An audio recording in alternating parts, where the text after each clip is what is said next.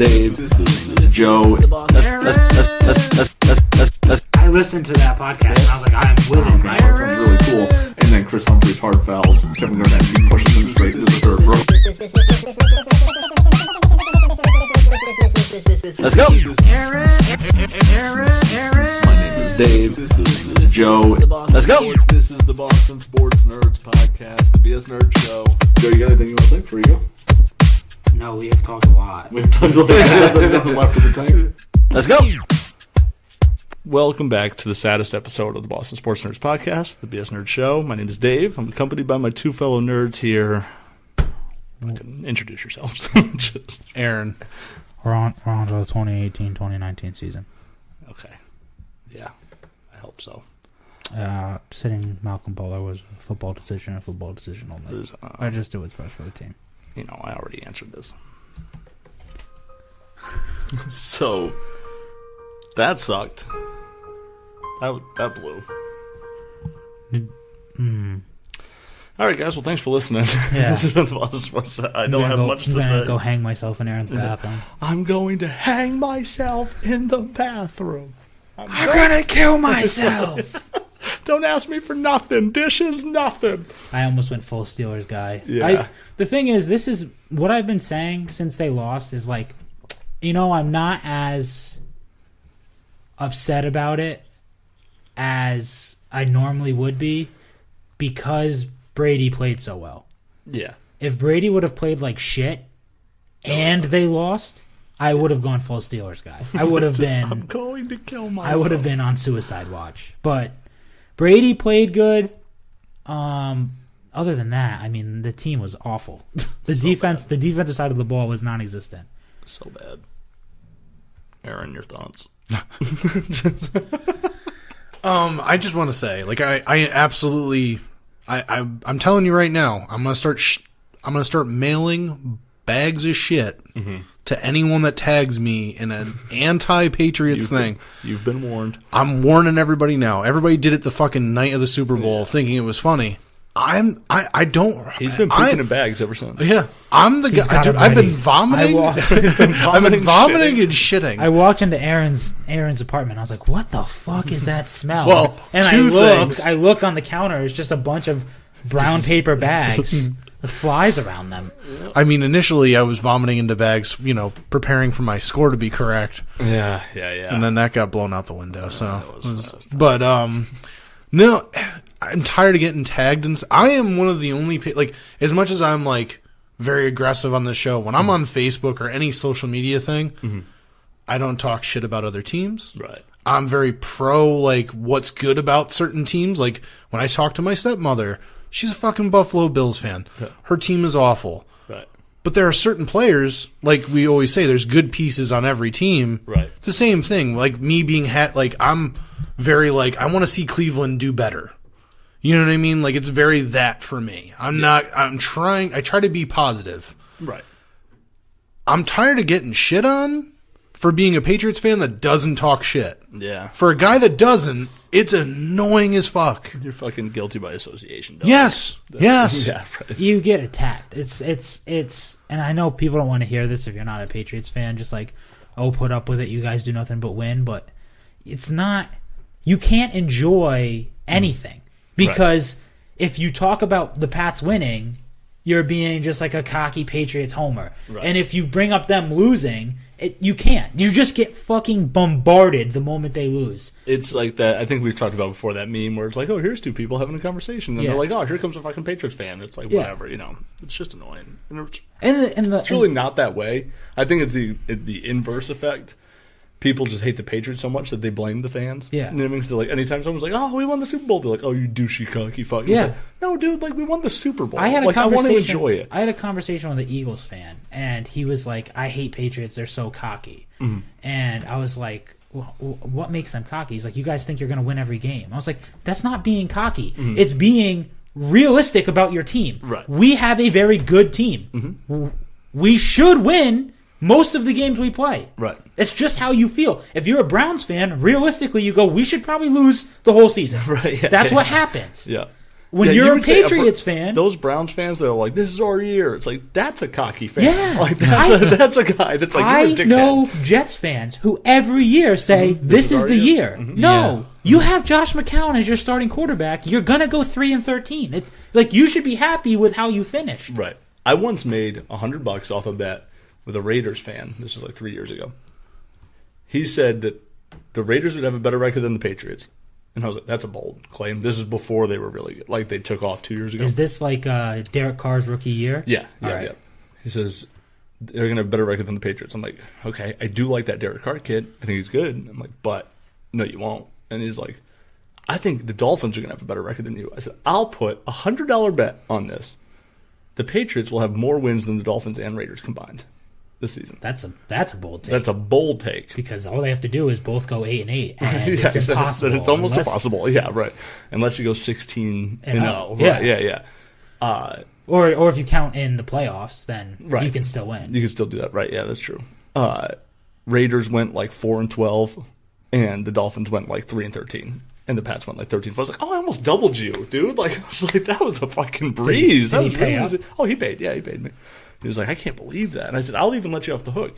If the Dolphins have a better, or if the Raiders have a better record than the Patriots, I was like, we'll do $50. You know what I mean? Like, we'll do 50. You can pay me $50 for the Dolphins one. He's like, all right, that's fair. And then so we doubled up, and he was just like, no. He's like, fuck it, keep it. I was like, all right. You want both odds? That's fine, not a problem.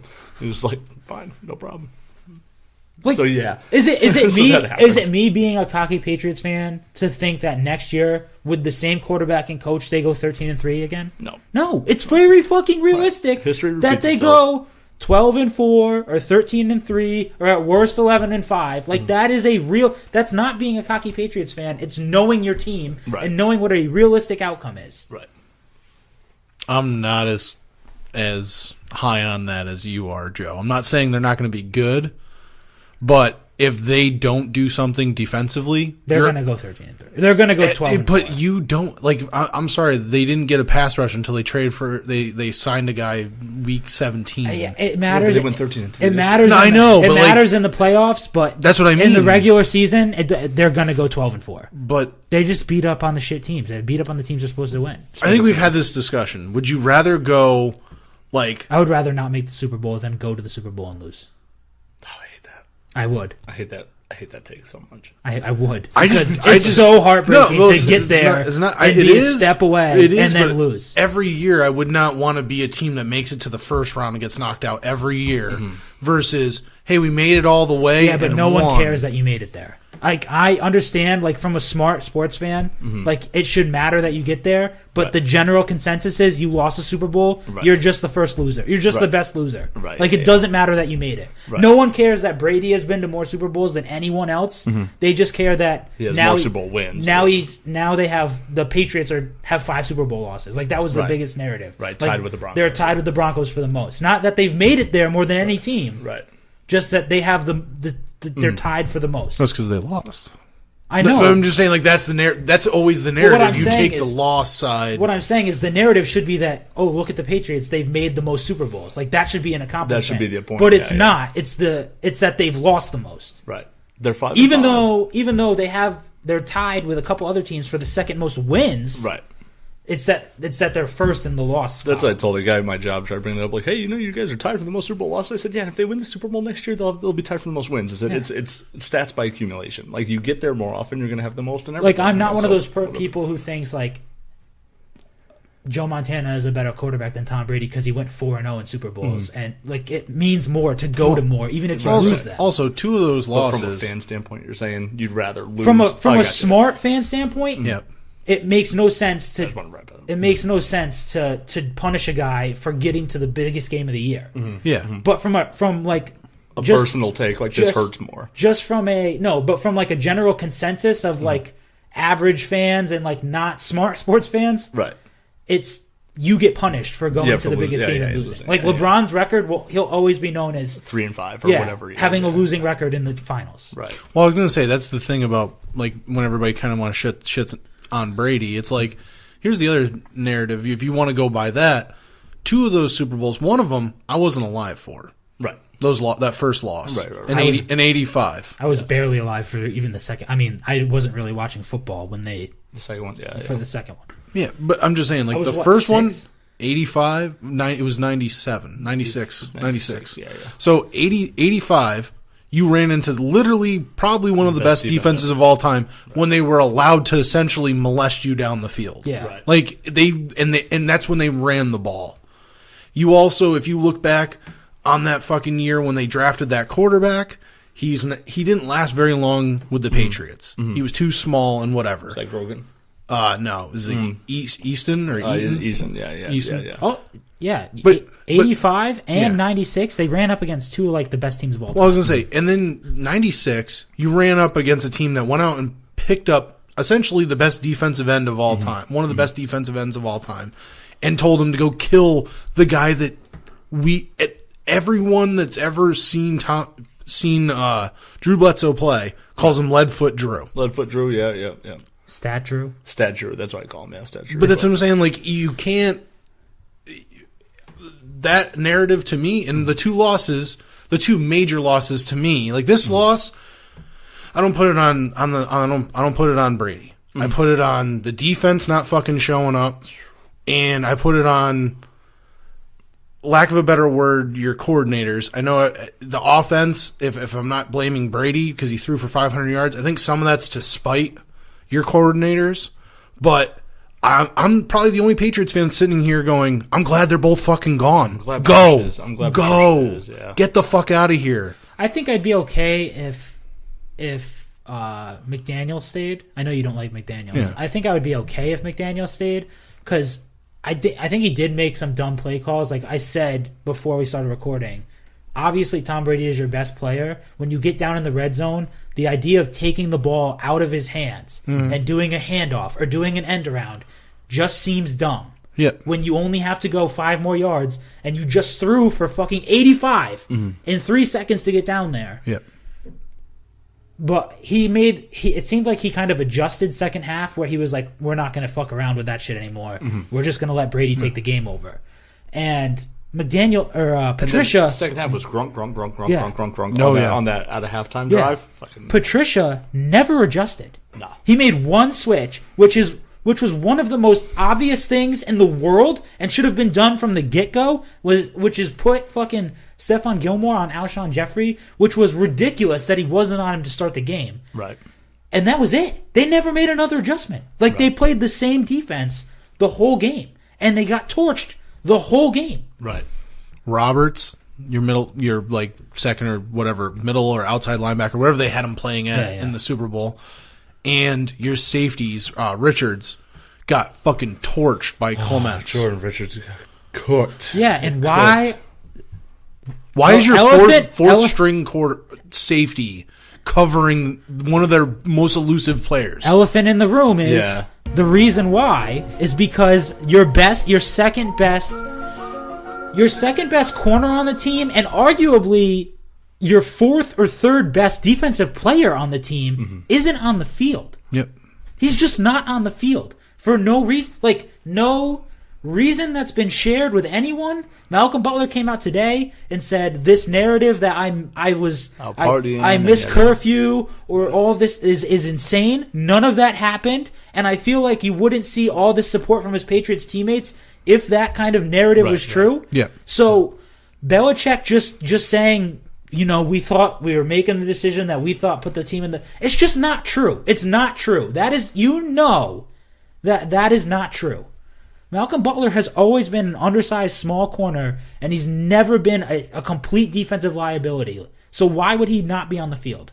It just makes no sense. It makes no sense at all. And that plays into a little bit of what I was saying earlier in the season. Some of this stuff that Belichick should just step in and make a decision. If he's making that decision, that's on him. Flat out. Belichick cost them the Super Bowl. Patricia said he takes the blame. I don't know. I put half of it on him. Yeah, I would love to be a fly in the room, like a fly on the wall, as to what happened before the game. Was it really just a game plan thing? If it's a game plan thing, he did show up a day late. That's a fact. He was sick during practice, and he missed the team plane. So that's a fact. Everyone knows that's true. But a lot of people said they had flu-like symptoms and arranged to get there later. You know what I mean? Like, I'll be there the next day or whatever. Now, some people said the flu-like symptoms was because he was hungover from a concert or whatever. And then there's a report that he had weed on him and he got caught and he got held up at the airport and that's why he was late. And but all of these claims are completely unsubstantiated. Right. And exactly. Absolutely. And I don't think he would have the backing of Dante Hightower or and Tom Brady right. if those things were true. They would know that, right. You fucked up. Like Right. Yeah. And it's just, I don't know. Who was it that they asked? Was it Hightower that said, like, if we had him out there, we're not Belichick didn't say it was a disciplinary thing. Butler said it. Well, I know he did, but I'm saying, wasn't there a player on the team that was like, if we had Butler out there, we're not losing the Super Bowl? That might be. I didn't hear that, but that might be true. Yeah. But Belichick said it wasn't a disciplinary reason. Right. He said it was purely a football reason. Yeah. And like, that's a crazy thing. I can see in some weird fucking way thinking that both their wide receivers are big guys, their main two, so that we think Eric Rowe, who's actually bigger than Stephon Gilmore. I did not know that. Yeah. He's actually bigger.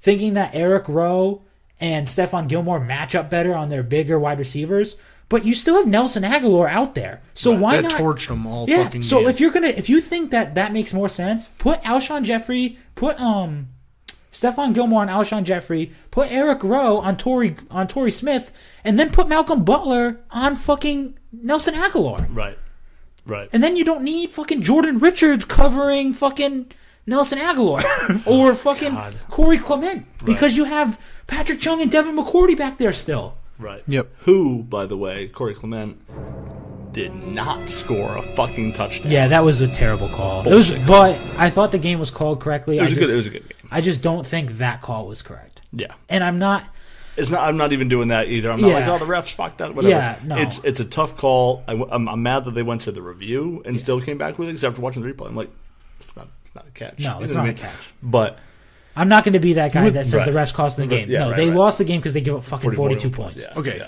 that's part of it, and the part that to play into like what you guys were saying, all season long, we watched how many catches weren't catches in the end zone against the Patriots, right. And then that one was. Yeah, right. That's the confusing part about it. Or a makeup call or whatever. I like don't know what it is. And I don't think it is. I just think the league flat out was like, this is what you're going to call. Right. This is the call. I thought going into next year, that's the call. The Kelvin Benjamin catch was more of a catch. Right. Yeah, that's what I kept saying. I said that at first I thought the Ertz Jesse James one was comparable. It wasn't.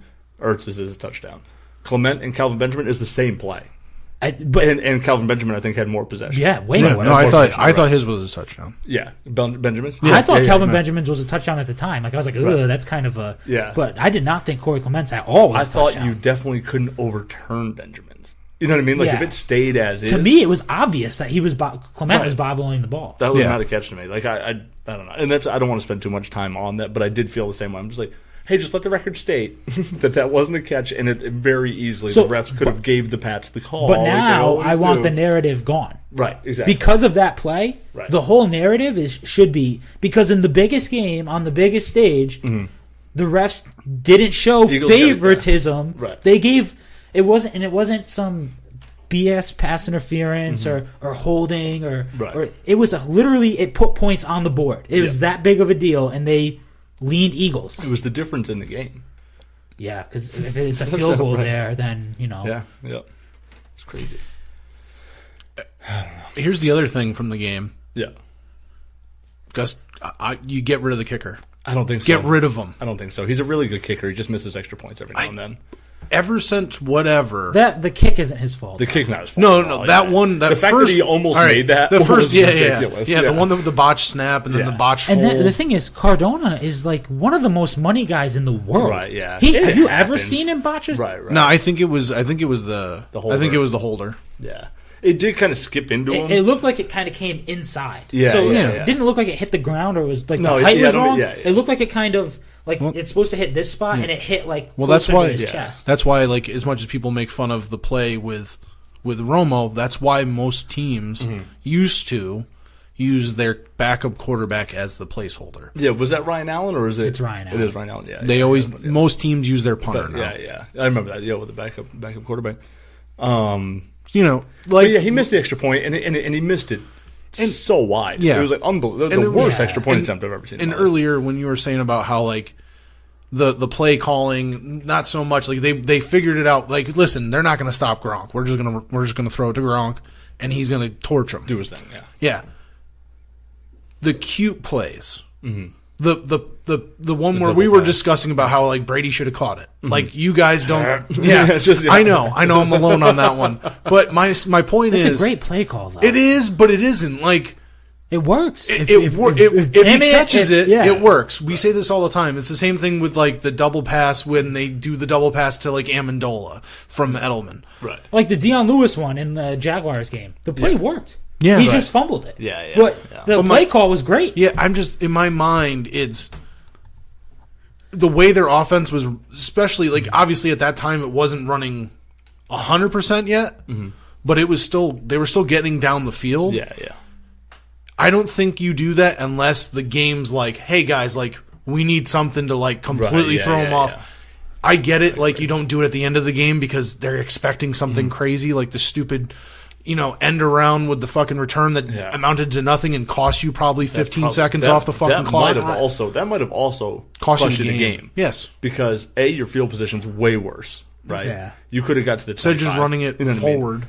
And you could have done it in 4 seconds as opposed to 9, 11, whatever that took. You know what I mean? Because that play took fucking forever, it felt like. And I'm like, and then Burkhead like shakes the tackle. I'm like, okay, he had a lane, but the guy got a good grab of him and like stopped him. I understand the idea, like we're going to go for the home run and just try and catch him off guard. Right. But if you could have got to the 50 or something right there. The thing is, if you watch the play, Deion Lewis is like telegraphing. He's going to give the ball out. Yeah, right. Yeah. I mean, that was frustrating. So those are things that's a special teams. That's a Belichick and the special teams coach. That's a Belichick decision. Yeah, I mean, there's no way a special teams coach calls that play without Belichick. Yeah. So my point is, like, that's shit that, like, listen, guys, let's stop fucking being cute and just play. Right. The refs were letting them play. They were letting both offense and defensive players hand fight, press. You know what I mean? Like. The thing that sucked was not getting to see Cooks later in that game. Yeah. Because once those defensive players get tired, right, and I just don't know how much more you score. I don't. Like, right. No, I'm not saying especially in the second half, it feels like they were scoring. I mean, they did. They scored every time they got I just wonder what would happen on that drive if she had Cooks. I was going to say, like, it's a couple when of those he got plays. hurt that drive? Yeah. No, I mean the last minute one. I'm sorry. Okay. Yeah. But my point was, like, you, as much as you're saying, like, you don't know how much you can have scored, maybe they could have scored instead of kicking field goals on some of those plays. Instead of, and you know what I mean? And then that puts the pressure on the Eagles, and now the Eagles have to go out there and do something. I say that maybe the strip sack play is a completely different play call if Cooks is on the field. Yes. You know what I mean? You know what I mean? Maybe it's not he holds onto the ball. Maybe it's a quick screen. Quick slant. A quick screen to Cooks or something like that. Right. Yeah. So you never know. Yeah, and it could change the whole game. You throw 500 yards, you think that's all you wanted. But he could have thrown for 540, and who knows what would have happened. You know what I mean? Or 570 or whatever. You had 3 receivers in 100 yards. Right. For 100 yards. Did Cooks get over 100 before he even got hurt? No. Gronk, Amendola, and Amendola, and Hogan. Hogan. Yeah. Hogan had a good game. And so did Cooks. Until he got hurt. Like at least play until he got lit up. And then he got fucking 3D'd and then fucking then just which got is his a head good taken no off. call. It's not. Well, here's the other thing. It's not whatever. He's crazy. Get down. Stop trying to jump people. Dude, listen, the that hurdle was nuts. Not that, but the play where he gets smashed. The dude that I was talking about when I talk sports with the guy at work whose opinion I don't even care about. He was like, that was a terrible pass because Cooks had to. Someone said that to me too. Cooks had to go backwards, and I was like, no, Cooks caught it. And then he just ran in a circle. He's like, he didn't know where he was on the field. I was like, how is that Tom Brady's fault? Right. No, he was sitting in a pocket. Yeah. Like in one of those open spaces with the little turnaround things where they like run to a spot and then stop and just wait. Yeah. He's sitting there, throws on the money, and then he runs around like fucking Pac-Man looking for a lane, and then just like, he just doesn't see the guy like a fucking guy hit by the ghost. Like, just took him right out. I've had that hit happen to me. Well, Like on a punt, you're trying to run down the field, and all of a sudden you just last second you see him in the corner and you off your feet. The worst or ones are you're the ones you fold don't up. see. Yeah, That sucks. So That sucks. you can't blame. I can't blame anything on. Brady was under pressure the whole game, and he threw for 500 yards. Right. if you want to give like a percentage base of blame to Tom Brady, it's like 2%. Right. Yeah, Like he fumbled the ball. Maybe he fumbled the ball. he got maybe stripped. he holds onto the ball too long on the strip sack, right. which even I think is kind of crazy because it didn't feel like he was just sitting marinating back in the there, pocket. right, yeah. No. I mean, if you watch the play, It was the bang, dude bang. gets right around. Well, Shaq I was going to Mason. say, I think the one thing you could say to Tom Brady is, yeah, you did hold You on should've to it just too tucked long it. because you know those guys are coming. Yeah, yeah. No matter He should have you've just taken the sack. Yeah. He tried to get rid of the ball. Yeah. He should have just tucked it. And another thing, if you break down the film, is Brady's looking downfield, and I think he has Gronk wide open. Yeah, he has someone, Oh, but he God. also has James White like right here, wide open, Just and he drop could have it. just dropped. Shovel. Yeah, he could have yeah. just dropped it over the guy and not fumbled. Yeah. But the thing is, he's trying to make the play. Right, You know of what I course. mean? Yeah, yeah, right. It's a big play. You can hit Gronk, and Right. if you can, Brady has a quick release. If he can get that ball out before the dude hits him, Right. You're down 5 with 2:28 to go in the timeout. Yeah. You know what I mean? Like, you got to get Yeah. downfield. You got to score a touchdown here. And so, and I know that he's, first down you take a shot, second down you methodical. First down, okay, hey, now what are we working with? You know what I mean? I don't mind it. You know what really bugged me out too was on the 58-second drive, 90 yards, the throw to Hogan on the sideline as Hogan was like sliding out and went off his fingers. This is a little bit short. yeah. I think that play is a drive changer too, because all of a sudden if you get a good 20-yard chunk play, now Right you're at there. the 30, Yeah. you got 53 seconds left, clock stopped. Now you're 70 yards out with over 50 seconds left. That's different. You know and what I then mean? you hit those two little throws to Gronk where he picks up like 15 yards Yeah, apiece. because it was like prevent defense. Everyone Yeah. ran back in Madden. You know what I mean? Yeah. You just have the underneath guy sitting right there. All right, So 15 that's yards, what? out of That's bounds, another 15. 30 yards. 30 yards. So now you're at the 40, yeah. and you would have had fucking 30 seconds left. Yeah, Whatever. And that's eternity. Yeah. Eternity. So that Hogan throw when he missed that one, I was like, It's just so hard to do though because they know you have to throw out of bounds with Right. 50 Oh, yeah, seconds yeah. left. Yeah. You can't throw a deep ball over and the you middle. have no timeouts. Yeah, and no, yeah. you So can't throw a gotta deep go. ball over the middle. Right. Because the first play that they completed was like they had to spike it. I'm I like, would've loved for Jesus, that- man. Was that the Brady run, or was that a drive or two before? That was before. I would have before, loved for them to run a screen Yeah. on this, like just block, let those guys right through, Yep. just throw it over Just their free- heads, yeah, yeah. and then run towards the sideline because you probably could have picked up before those guys come all the way up and prevent. Yep. And as long as you get some blocking, you Right. could probably cut off like Hit a lane. Yeah. What was the one too? I think James White or Rex Burkhead, but someone had a lane on a screenplay. oh, it was Rex And Burkhead, and he got Rex tripped Bur- up at the very end. Yeah. That was tough because we all were like, go. You know what I mean? Like he had it, but James White had a great game too. another good Big game. game, James. Yeah, big game, James. Well, it's nice that when you don't have to play all regular season, just save your legs until Yeah, right. Just fucking the last 3 games of the year. just show up for the last 3. You're good. Good to go. That's about. And as much as like we've been talking about all the bad things the fucking Pats did, the Eagles played almost perfectly. I mean, their defense gave up a lot of shit, Yeah. but the fucking balls on Doug Peterson to go for it on Yeah. fucking 4th down in your own territory. That's a game. Right, If you don't get that, Right. it's the game. You Peterson lose the was game. awesome. Peterson was really good. I thought he coached that game. He made the so well. decision before they showed up for the Super Bowl to say we're not gonna turtle. I love Max Kellerman says, Fuck that guy. did you see this? Fuck that guy. With the fucking He saw. I don't credit what's he say? Bill Belichick lost that game. He got outcoached by Peterson, right? It's Belichick's fault. And then they said, Brady threw for 500 yards. He says, I give Brady about 250, the coaching staff about 255. So Wait, he thinks, Peterson outcoached Belichick. but the coaching staff accounted for Coaching staff accounted for 255. 250 yards. So how many yards does Peterson account for Foles then? Yeah, because all of them. Right, all of them. Yeah, right. So it's like unbelievable. Like what are we doing? Dude, here? I've No logic. never seen a person more blatantly against the team than Right. Max Kellerman is. except for Rob Parker. He hates the Patriots, but but Max Kellerman might be right there. Oh, he's up against it. He Yeah, might be absolutely. right there with Yeah, Rob yeah. Parker. Go look at his Twitter feed when the Pats are playing. I know. And it's like, oh, they didn't deserve that. Oh, look at typical Pats call. Like, he hates them. It's unreal. It's unreal. And the thing is, I think he's a Giants fan. Probably. I think he is. Yeah. I don't understand the hate that Giants fans have. Like, I could understand it the other way. Like, Pats fans, like, you guys cost us fucking perfect season and another Super Bowl loss. Yeah. But if you're a Giants fan, you should love New England. Right. You beat them. You beat them twice. Both times. Right. And fucking Belichick won you 2 Super Bowls. Right.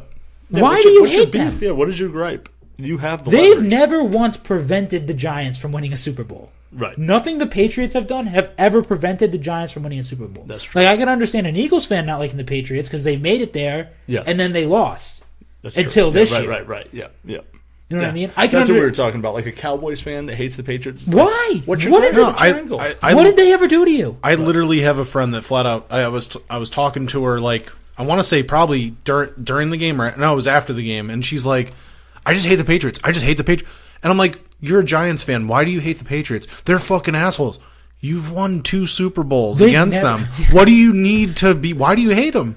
I was like, "You don't have to fear them. You've beaten them twice in the Super Bowl." She's like, they just suck. And I'm like, it's amazing. It's like, I can understand Steelers fans not liking the Patriots because the Pats have stopped the Steelers from making the Super Bowl a bunch of times. It's like Dave said about Baltimore. Yeah. Understandable. That makes sense. AFC teams, the Colts, it makes sense. Yes. Yeah. That the Jets, makes sense. like everybody, the Broncos, those teams make sense. If you're in the NFC and you hate the Patriots, fucking why? Yeah. Why? Unless you're the Rams or Atlanta. Or Atlanta. the Seahawks. Unless you're a fan of one of the teams that lost to the Patriots in the Super Bowl, there is no reason you should ever hate the Patriots. I don't even. You know what's funny is like even Seahawks shouldn't hate the Patriots. I was gonna say, you say that, like, Carolina. You don't really hear Carolina fans shitting on the Patriots for the simple fact that they're like, yeah, we lost one, and then we lost another. You know what I mean? Like, it's not the Patriots' fault. Yeah, like, you know what I mean? Why would Seahawks fans hate the Patriots? They lost that game because of themselves. It had nothing to do with the Patriots. Yeah. You threw a fucking you should hate your coach. Yeah, you should be mad at Seahawks. You shouldn't be mad at the Patriots. Yeah. You fucked that play up. Yep. Agreed. Agreed. It's a tough week because I had to sit there and literally just stay. Like, I've done it. I just don't say anything. I left everything. I deleted. I just don't say anything. All those the Colin Cowherd pod, all that sports talk, just is gone. Click. Deleted all that shit. I don't want to hear about it. I don't want to hear about how the Eagles are the next big dynasty. I don't want to hear about how Tom Brady's legacy took a hit because he broke his own fucking record in a Super Bowl. That's an unbelievable thing. Mike Dyer, guest of hashtag Dave Speaks, he tweeted, "This is the perfect example as to why anyone that uses championship or finals losses to hold someone accountable or hold it against somebody is idiotic. Because Tom Brady just had the greatest Super Bowl performance ever, probably. Statistically, passing yards, 3 touchdowns, no picks, 115 quarterback rating. Yeah, 505 yards. And you're going to hold it against him. Yeah. And everything I see is like he fumbled at the end of the game. Like, dude, you guys. And Nick Foles threw a pick in that game. You guys, Tom Harmon. Tom Brady made his mistake later in the game than Nick Foles did. If Tom Brady fumbles in the first half, no one's gonna be like, "Well, he fumbled in the game." Right.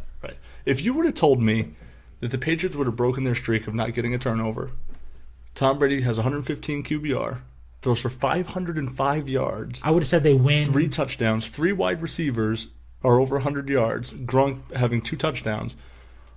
I would have said, yeah, the Pats might win by like 1 million. Yeah, you know what I mean. Like, it wouldn't even be close. Like, that's a. I did not think the Pats defense would disappear that bad. Not a chance. Well, you also said Branch was a healthy scratch, right? Yeah. So no Alan Branch, which I know that's like. And their run defense was perfectly fine. Like in the first half, it looked shaky. Yeah. LeGarrette Blount had that huge run. Yeah. Halftime adjustment, they barely ran. Here's the.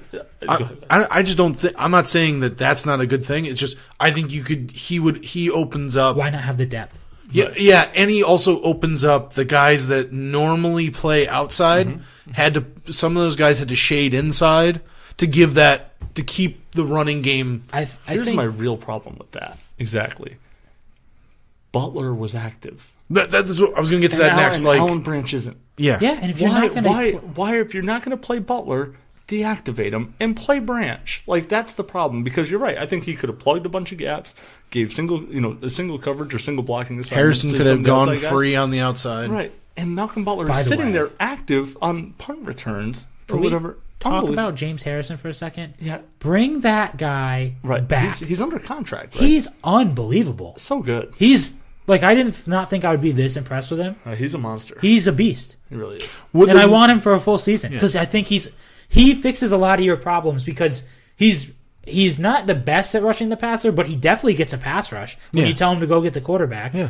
And he sets the edge like a monster. He took, or it wasn't him. It was I think it was Adam Butler who took the dude down with one arm in the backfield. Yes. Yeah, remember that? That was amazing. You know who it was? Van Noy, right? Oh, it was Kyle Van Noy. It was Van Noy. Yeah. That was blunt. Yeah. Yeah. He just fucking hit. He just fucking machine gun didn't Kelly move. that guy. Like, Yeah, didn't move at all. Stopped him dead in his tracks. Didn't move at all. I do think if you have Dante Hightower and Kyle Van Noy back, yeah, that should be good. And that fixes. You gotta. It fixes some You know things. what they should do? Fucking give Kyle Van Noy the green dot and rush Dante Hightower. turn him into an outside every chance you get. It is an option. I think what you could do to also bolster that, because to rely on a 40-year-old outside linebacker, is tough. Like obviously he's proven he can hold up. They will get a little help. They should get that rookie back next year. Yeah, Wise. Derek Rivers. Was it Derek Rivers? And then they also have, what is it, Wise got hurt later in the season, right? Wise at the end of the so year. I think those guys will help. But I also think if you're like Wise was playing good too. Yeah, and that's what I'm saying. He got hurt later in the season. I also think if you're not going to keep Butler, like that's pretty much a given. He doesn't want to come back. Right. If you're going to franchise and trade him, if you get some good pick back for him, you need to start drafting. Like, listen, trade up, get the best pass rusher you can fucking get. Yeah. And stop this, we don't need that. Let me ask you a question. I don't think Jones was that good against the run. Mm-hmm. That's why they got rid of him. Mm-hmm. And he was a fucking idiot off the field. Right. You get a kid that's got his head on straight and that just wants to kill people on the field legally. Right. You know, I know they did that with Aaron Hernandez. We did that already. I have a question for you. I think it could work. So what's more important? Go get a pass rusher or a backup quarterback? This season? Mm-hmm. I would spend my first round pick. With your gripe with Garoppolo being traded. You know what I mean? Yeah, no, I'm just saying, I'm thinking in my head like... There's a right answer to this. There's a right and a wrong answer. No. With the issue, you go out and get the pass rusher, but the issue is with the way the especially with like the Smith trade, that changes the landscape of the NFL right now. Yeah, because the next shoe to drop is Cousins. Where's Cousins going? Because that's going to lose. Somebody's going to lose their job somewhere, and one of these guys could loosen up. It's a young player. Right. Hypothetically, he does go to Denver. I know that's Joe's nightmare. Oh, that'd be awful. But that Denver defense took a step back. But here's the other thing: one of those quarterbacks that have been playing there, some of them they're not horrible. Right. You bring them in for 2 years behind Tom Brady. Get Paxton Lynch. I think the right answer is you spend your first round pick on a pass rusher, and you take a quarterback in the second round. Yeah. No, that totally makes sense. Right. But that was the I other. just didn't know which is more important to you. That's pass rusher. Yeah. If you're, here's the thing: the reason why my issue was with the way they went about with the trade of Garoppolo was you had the guy, you had the heir apparent, you had the guy that you thought could have been the next quarterback. And to trade him for a second-round pick, and then that team to take him and use him, and now your second-round pick goes from being possibly the second pick in the second round to now, 10th. Mm-hmm. I'm not as happy about that trade. Yeah. That's where my mindset was coming from. So that's why I think if you can trade Butler, even for a second, a low second-round pick... Get another one? Get another one and just take it and put it up you take the last pick in the first round. Now you go up, you get the pass rusher with your... Well, you already have the second to last pick in the first round. There you go. That's what I'm saying. But you could trade up to and take that pick, get up to the top 10, get the best pass rusher on the fucking market. I think you get a pass rusher in the first round, you pick your quarterback somewhere in the second round, your backup. What? Your boy, you called it. Josh McDaniels refused the job. He did? Yeah, that's what I was just reading. That's why I've been quiet the last few minutes. Has decided to not accept the head coaching job of the Colts and will stay it. with the Patriots. I heard he already accepted it. He accepted it, and then he backed out again. In the past 48 hours, Patriots owner Robert Kraft began talking with Josh McDaniels and ultimately wound up sweetening his contract, helping to entice him to remain in New England. Per sources, Belichick has his offensive coordinator. Yeah, he's the next quarter. It's just like Belichick or you watched the documentary The Two Bills. Yeah, I didn't watch it yet. It's just like Parcells Belichick, McDaniels Belichick. That's the next. That's the McDaniels is Belichick in that situation. Yep. He's going to be the next head coach of the Patriots. And you know what? I think he might now. It'll be fine. Like, I don't mind him as a contingency plan. I actually think he's a good coach. Mm-hmm. I think he makes some boneheaded calls, but the Super Bowl showed me that he can adjust. And my confidence in Bill Belichick's decision-making has wavered. Like, I can't even pretend it hasn't. Yeah, that was a weird thing. It's a weird. I mean, but a lot of people would say like the 4th and 2 was like the start of that. Like, oh, he's just so confident. He thinks he can do exactly what he wants and get away with it. He does this all the time, and it normally works. You know what I mean? Where he'll make some move. He'll trade Jamie Collins for nothing. He'll trade Logan Jenkins for a third-string tight end. Like, we saw how bad the defense is. I don't think next year that defense is that bad again. I just don't. Right. And I don't even think they add a corner. I don't even think they add a corner if they lose Malcolm Butler, and I still don't think the defense is that bad because I think Eric Rowe can get the job done as a second corner, especially if you have Jonathan Jones back in the slot, just completely like shadowing motherfuckers and shutting them down, which he was doing. Right. And he got hurt, which was a big loss. That's another tough loss. I didn't even think about that. So as far as this if game you have goes. I think Eric Rowe, like on the Alshon Jeffrey touchdown, he's right there. He has his hand on the ball, and Alshon Jeffrey just makes a great catch. Yep. I mean, he played. Eric Rowe didn't play. Picked on. He got picked on a lot. He didn't play that bad. And you're going to get picked on when you're the second corner and Stephon Gilmore is playing that well. Like, they're just not going to throw at him. But I mean picked on like abused. Like, he was targeted 14 times, 12 completions. Yeah. That's tough. You know what I mean? And I think he did play good coverage at times. Like there are times where he's nice right there. Yeah. Right. And he made the play in the first quarter to break up the touchdown. Really nice play. I dug it. No, this is after he already given up a big play. Yeah, right. But like the they touchdown, got there because he screwed up, and then it was like, okay, all right, you bailed yourself out. The touchdown, but the first touchdown he gave up to Alshon Jeffrey. Yeah, like he was on his hip. That I mean, I don't know how much better defense you play on that because you're right. Like he's literally got his hand like almost on the ball, and Alshon Jeffrey he shouldn't have been on Alshon Jeffrey. That's the thing. Yeah, he should have been on their number 2. Like he should have been on Torrey Smith the whole game. Right.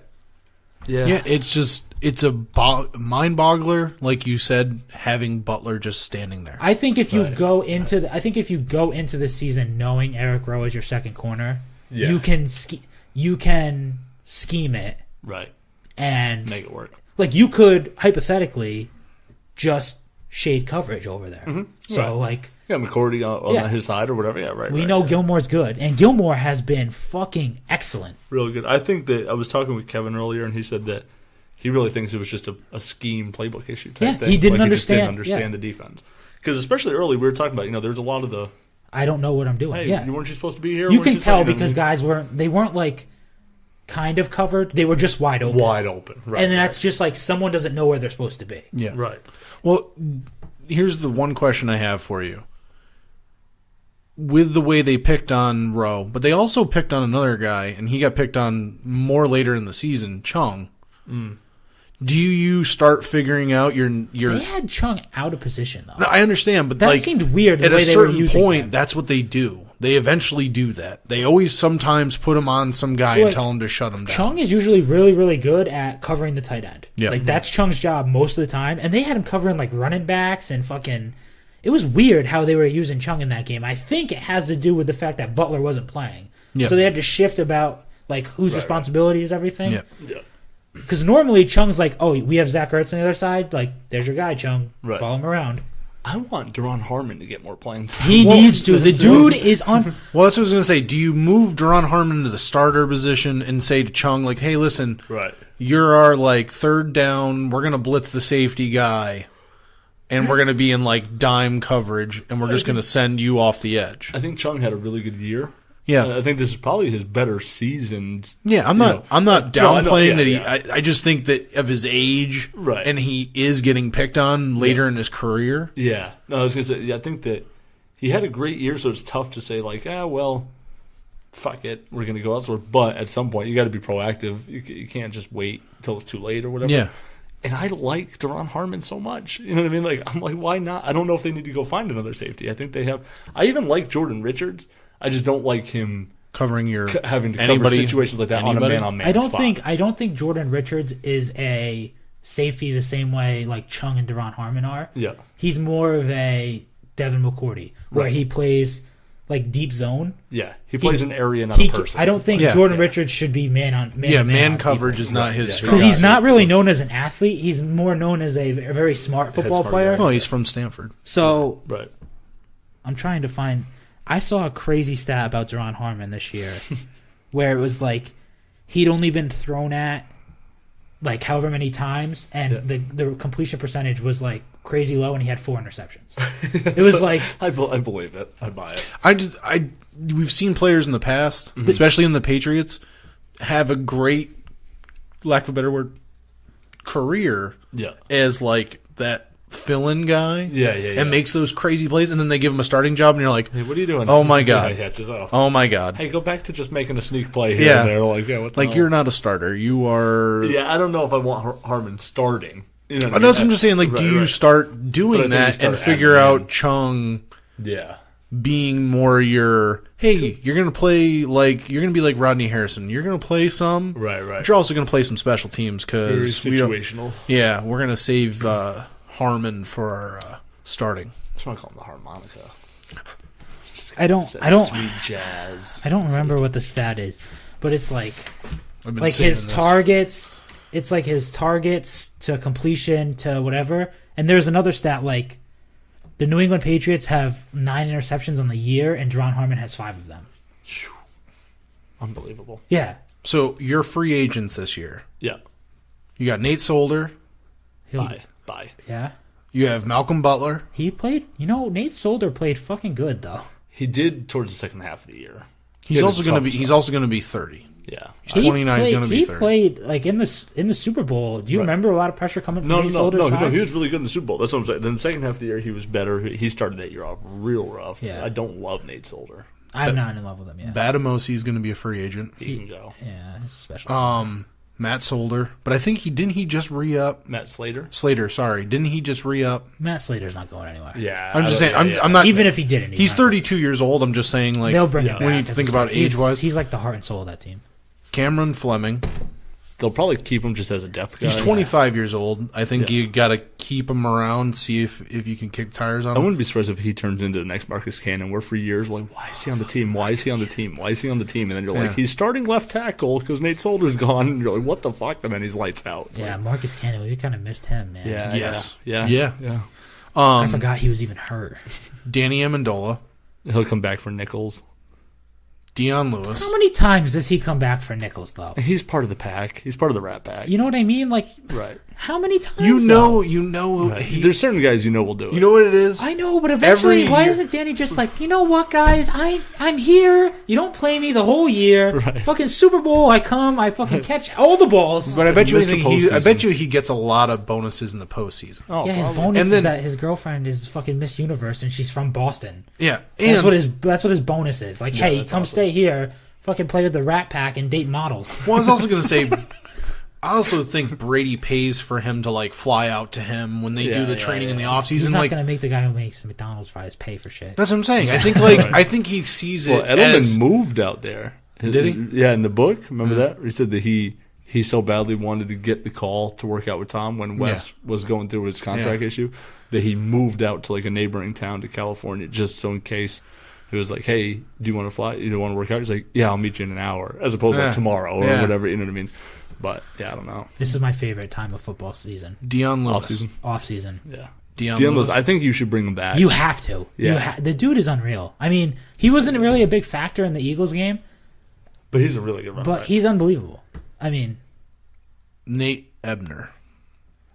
I would like him back. It doesn't. He's really one of matter. those guys that's just like the bottom. He's like the 54th or 53rd guy on the roster. Right. What's it? I can't say his fucking name. Oh, the Adrian Waddle. Adrian Waddle. That's another guy. He's Waddle. Waddle. He's another guy that's probably a depth guy. 26 years old. Yeah. Another guy you just former first round pick. Yep. Yeah. Yep. You got him from the Lions? Yeah. Right? I think he was an All-Pro one year, too. It's like one of his first years with the Lions, and then he got a knee problem, and he hasn't really been the same. James Harrison. I want to 39 bring him years back. old. Dude, he'll probably take a vet man I deal. want to bring him He made back. $1 million. Right. He made $1 million. He was so fucking so good. He was. It's not too often that you watch a game and someone just pops out to you on the defensive side of the ball. You know what I mean? Right. And he did, especially a defensive lineman or like an outside linebacker like that. Yeah. Well, but he popped. Like you physically knew where James Harrison was all the time. He just fucking was around the ball. Well, he's like 6 feet tall, but he's like He's fucking built, house. He's Yeah. bigger than your apartment. yes. Square footage wise. He is. I wonder how much it costs to rent James Harrison out. Ricky Jean Francois. Ooh. He's 31 years old. I think you should sign him back, and probably not for a lot, but Yeah. you probably do sign him back. He made $900,000. He was good though for New England. I think he might have made more in Green Bay, and then when they cut him, or I whatever. feel like he played pretty good. Yeah. I mean, he's he had his spots. he's a rotational guy, but Here's the guy I think is gone. Brandon Bolden. I think he's gone. I thought that last year. No, I just think if you're keeping Nate Ebner around, like one of these guys is going to be gone. Right. But I mean, they both made the team this year. No, I know. there's other That's- guys I that mean, are going it's to be tough. gone. Like is the other running back? Burkhead. Nope, Burkett I already mentioned. nope.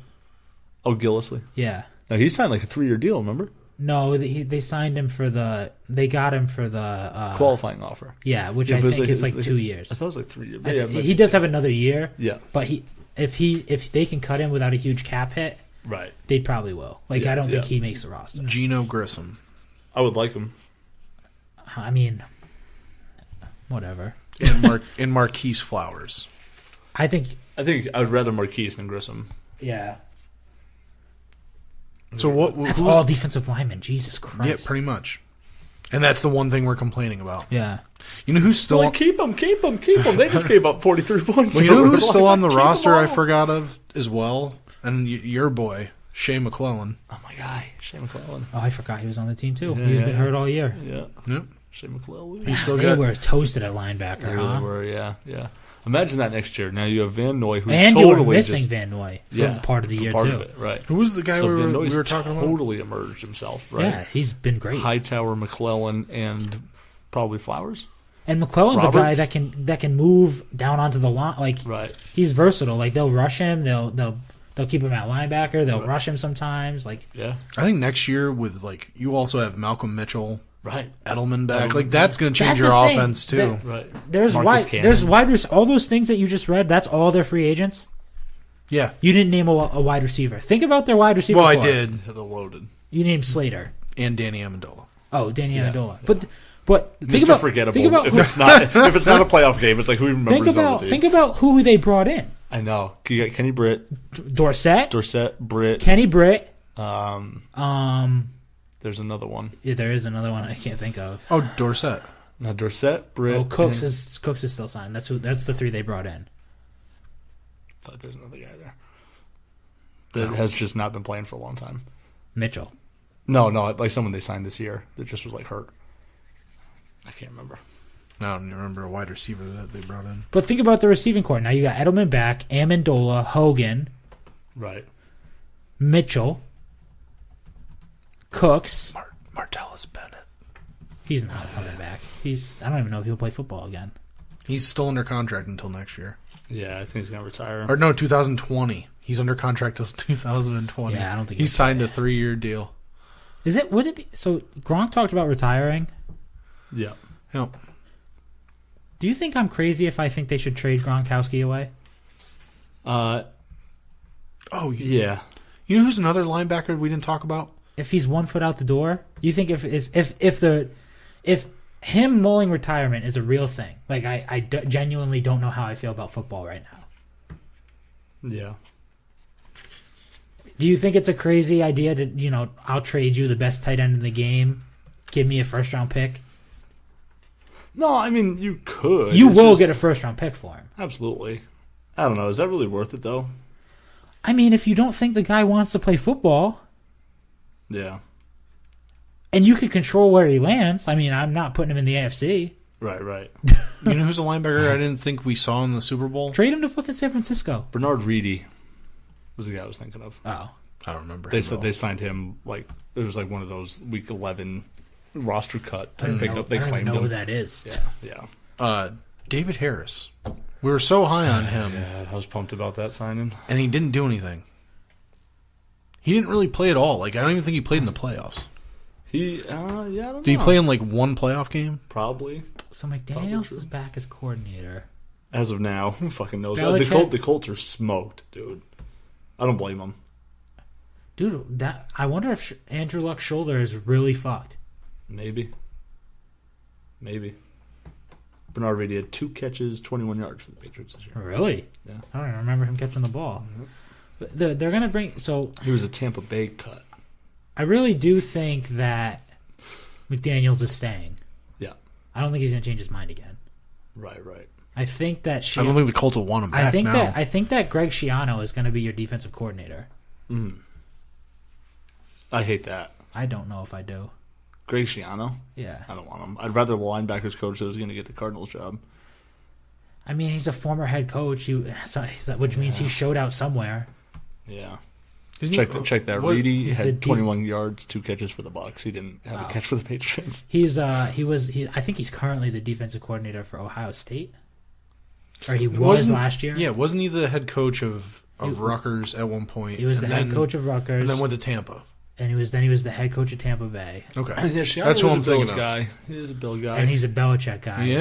Yeah. I guess I don't hate it. You know who I actually was thinking of? I was thinking of Fasano.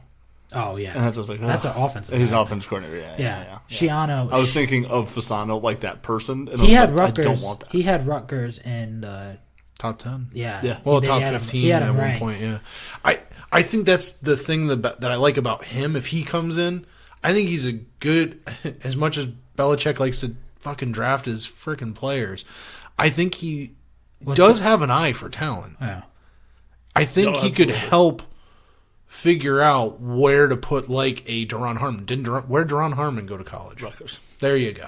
There it is. So I think Schiano. I mean, that's. I wouldn't mind him. Yeah, no, I wouldn't mind. Didn't Schiano McCourty when I go heard the there name too? Earlier, yeah. I wouldn't mind him. No, I wouldn't either. No, I misplaced the name and put him on someone else. So I would say Schiano. That'd be legit. I heard the Schiano McDaniels would actually be really creative. Kevin O'Shea, is that his name? He's the wide receivers coach for the Pats right now. Yeah. He was the guy who was going to be the projected offensive coordinator for the Pats. Yeah. If McDaniels left. Wasn't there a report out there was a possibility of who was their old defensive coordinator was going to come back? Oh, Cornell. Yeah, I heard that. I heard that too. Why does McDaniels want this job? It's the easiest job in the world. Yeah, if Brady's there. But once Brady leaves, if Brady leaves before Belichick, right, and you're supposed to succeed Belichick, right, why would you want the job? Well, that's the same thing. You're going to like Indy.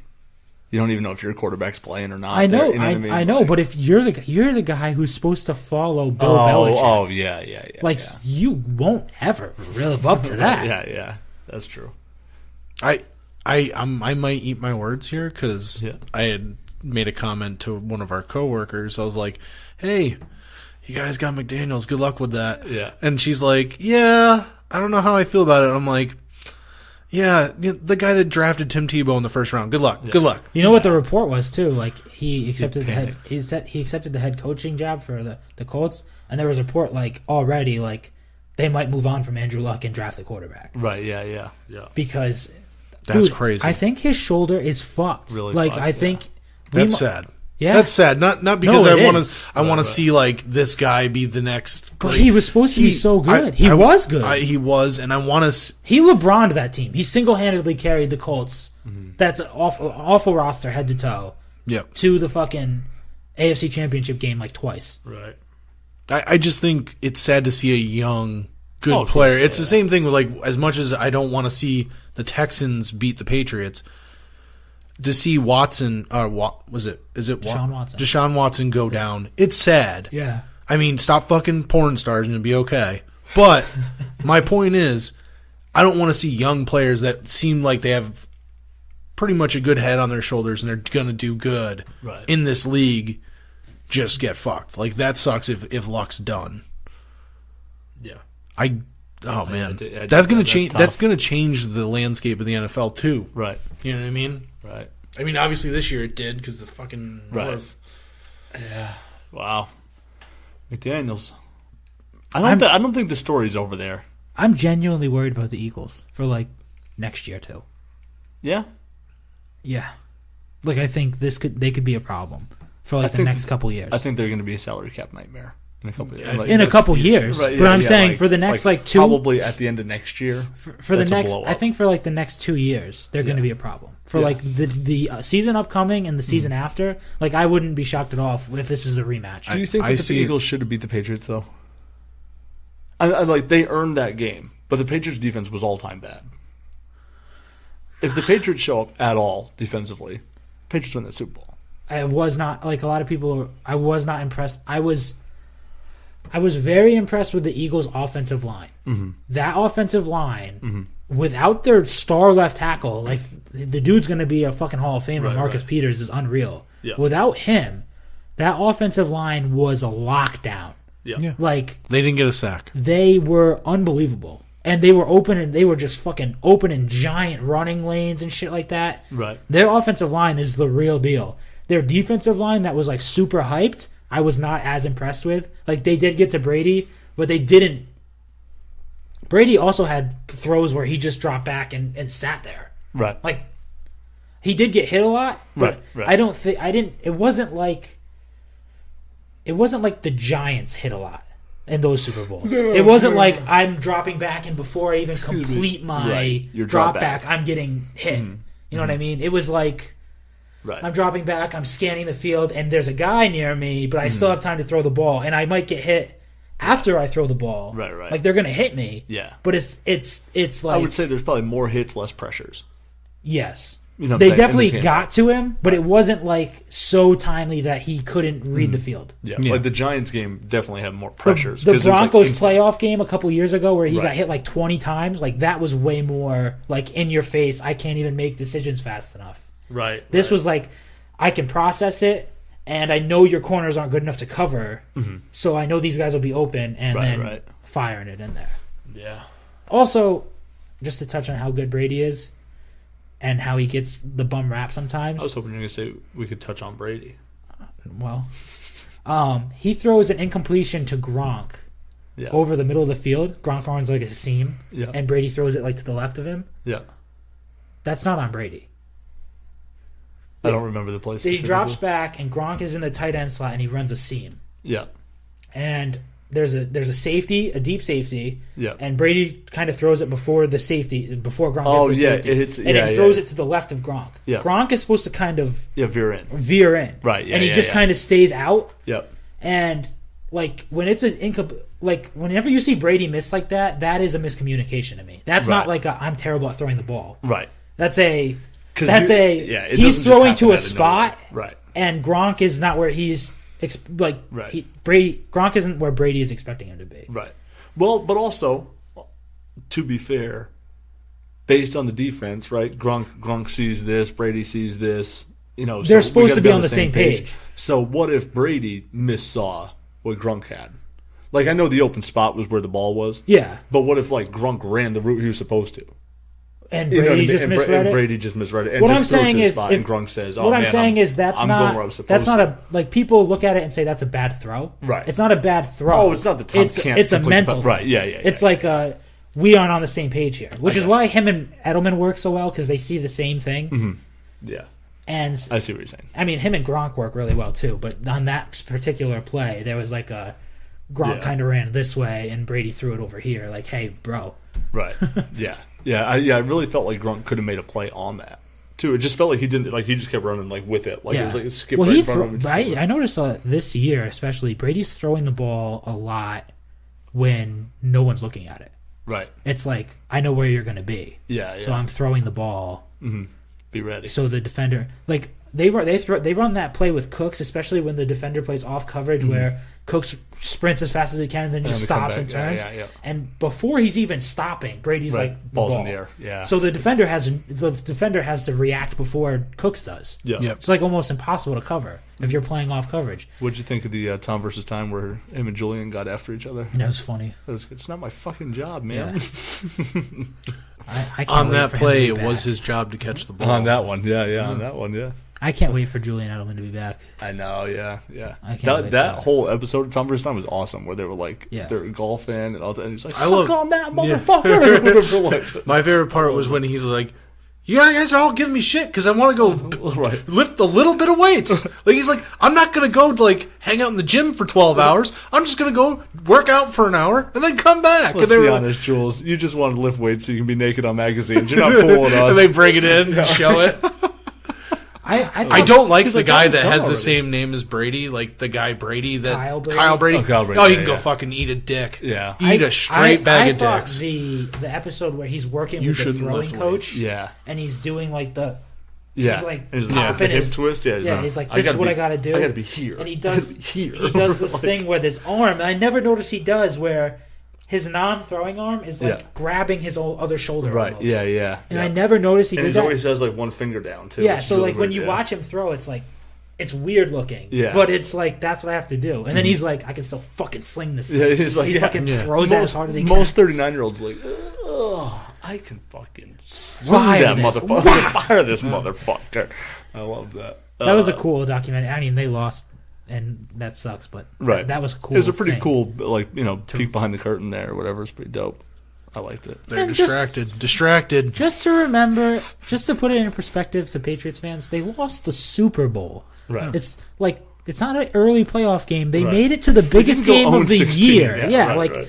it sucks. They lost the Super Bowl. Like you were right there, but they lost the Super Bowl. That's the thing my dad always just tell me, before the games, and I always feel like he's kind of hedging his bet a little bit. He says, even if they do lose, The thing I worry about is can you legacies. really be upset? Can you really be You upset? And you I'm like, played the Super Bowl without your, in Joe's words, the best defensive player on the team. Right. You also didn't have your best offensive weapon on the team. You and lost your, your- and you lost second your best. second best wide receiver on the team. Right. Wide receiver, not tight end or Right, not yeah. receiving I don't- option, but your third best receiving option a quarter into the game. Right. I don't like doing that for this Super Bowl though because the Eagles are playing Without they their were starting tagged, yeah, they were- quarterback. without their Yeah, they're starting quarterback. MVP. Yeah. Like, Oh, yeah. He Offensive probably should have lineman. won MVP if he doesn't get hurt. Right. Oh no, if he Yeah, doesn't get hurt, he's winning the MVP. Yeah, he would have. Yeah. Well, I almost congratulations, wish Tom Brady he- on winning the MVP. I almost wish he didn't get hurt and then won an MVP Yeah. because The MVP MVPs don't curse. win Super Bowls. Yeah. Well, yeah. Well, neither do passing yard leaders either. Oh yeah, and So they Tom still- Brady would have still. That would have been a conundrum, huh? Yeah. Well, How do you pick him then? No, I think pickle dick. I think he would have had more yards than Brady. No, Brady had a pretty big he was yardage. he was lead. way up on him. I thought Wentz Wentz had was all the high touchdowns. up. Wentz had total yards because he runs, okay. but Brady passing yards had a good lead on pretty much. Wentz finished with like 3,500 yards, and at that time, Brady had like 39 or Yeah, something. yeah, Like it was but like he already had 300. But I will say though, there were a couple games later in the season that Brady Brady just sputters. like. And I don't want to say it was just Brady. That offense just didn't. No, they sync did that up. stretch where Yeah. he only threw 4 touchdowns, had 5 picks, or Yeah. whatever. Where It it was- was weird. he got kicked into another gear for the playoffs. It was Yeah. crazy. yeah. I mean, He had but- he had a great postseason too. Yeah. Like, that's the thing. You look at those 3 games, Did no he throw- picks. Did he throw a Right. pick the whole postseason? Unless there's one in Tennessee, he didn't throw one in Jacksonville. I don't think he threw one. Oh yeah, he might not have. I don't think he did. He probably had what How- 8 touchdowns. How many and did no he picks? throw? How many touchdowns did he have versus Jacksonville? He had 3 2. versus Tennessee. 2 versus Yeah, so Jacksonville. eight and touchdowns, oh. no picks, over at least over 1,200 1,000 yards. Right, probably like 1,200. Yeah, That's crazy. That's not just averaging like a 60-something% quarterback or 60-something% completion percentage. probably right around there. Yeah. A fucking over 100 quarterback rating probably. That's bonkers. Yeah, Brady didn't throw it. If he didn't throw one in against Jacksonville, he didn't throw an interception. That's crazy. I don't That's think a he really threw good one play. against That's a really good Jacksonville. play. He didn't throw one. He didn't throw one against Tennessee. I don't think he threw one against Jacksonville. I could be wrong. Clicking on it right now. No, he didn't. Yeah, he had 8 touchdowns, no picks. His playoff. Here's his playoff. 89 of 139, 64% completion percentage, 1,132 yards, 8 touchdowns, no picks, 108.6 QBR, 7 rushes, 8 yards, 1 fumble lost. Hey, I just want to point out Danny Amendola had a completion for 20 yards against Jacksonville. So to complain about his passing,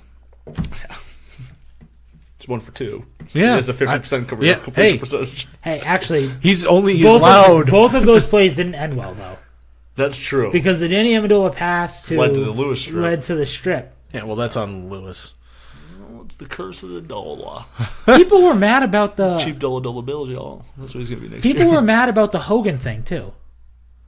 The Hogan thing. Hogan catches a ball on the sideline. Okay. Jesus, right. Joe. That was the worst. That was the worst Mike hit of all time. We do a lot I sent of that. It fucking We do a lot flying. of bumping. Yeah, I hit it with a Tyson right. That was it. Jesus. Cow. Hogan catches a ball on the sideline. Yeah. And the dude hits him and is holding him up, and the guy strips the ball out. Yeah, but it's like definitely they blow the whistle. Definite forward progress. And people were like, "You can't blow the whistle there." I was like, Yeah. "Dude, he's not moving." Yeah, he ran forward. He's trying to get it out of bounds. The guy's holding him up by his arms. Yeah. Like by the ball. And they blow the whistle like as the ball's coming out. So Right. it's not like they like, oh, it's a fumble, blow the whistle. Yeah, right, It's like, right. no, he's blowing the whistle and He the was ball already pops in the out. act of calling that play dead. He absolutely was stopped. There was like no doubt. I remember someone at the bar was saying that like what or whatever, and I was like, dude, fuck off. Like Early whistle. They That's didn't what I even heard. challenge it. early whistle. Yeah, Early whistle. Early whistle.